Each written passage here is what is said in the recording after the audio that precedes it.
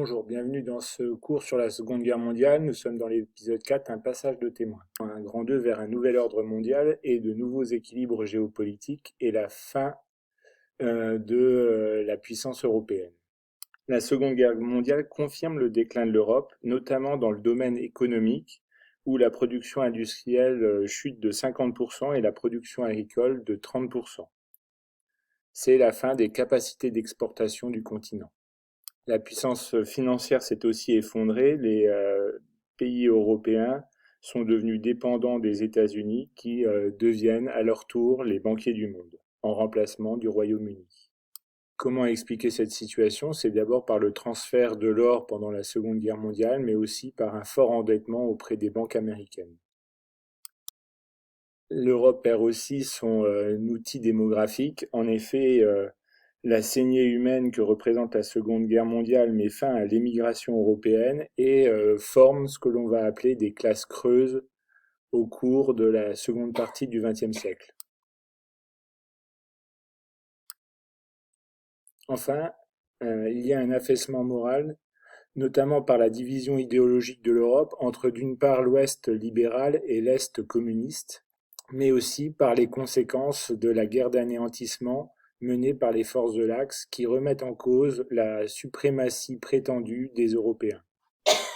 Dernier point sur le déclin de l'Europe à la fin de la Seconde Guerre mondiale, c'est que la présence coloniale européenne est contestée un peu partout dans le monde, d'abord en Asie-Pacifique, avec la présence néerlandaise et anglaise, mais aussi, et plus tard, en Asie, la présence française en Indochine, puis en Afrique. Petit 2, la confirmation du rôle des États-Unis comme la première puissance mondiale. C'est d'abord une puissance militaire, puisque l'US Navy contrôle l'ensemble des océans et domine donc les voies maritimes, mais aussi c'est le seul État, en 1945, à maîtriser l'arme atomique.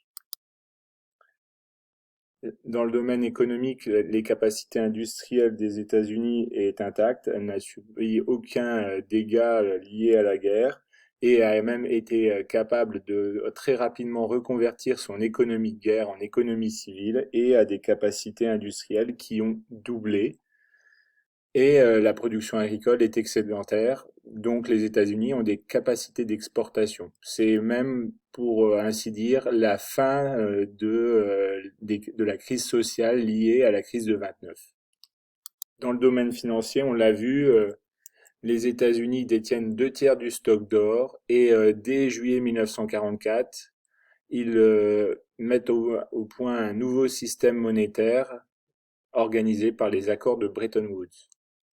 Dès 1947, ils mettent en place une nouvelle organisation du commerce mondial avec les accords généraux sur le commerce et les tarifs douaniers, connus sous le terme de GATT.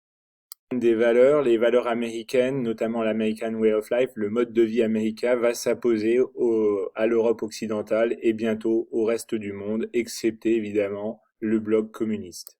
Donc en petit 3, comme transition, l'affirmation de la puissance soviétique. Il y a d'abord une image, un prestige à avoir vaincu en grande partie les forces de l'Axe et les armées hitlériennes.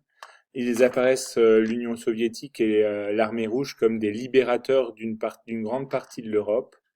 Le potentiel industriel et technologique de l'Union soviétique est non négligeable. Et la propagande de l'URSS entretient une confusion entre le socialisme, l'URSS et la personne même de Staline. Quelle est la hiérarchie géopolitique issue de la Seconde Guerre mondiale?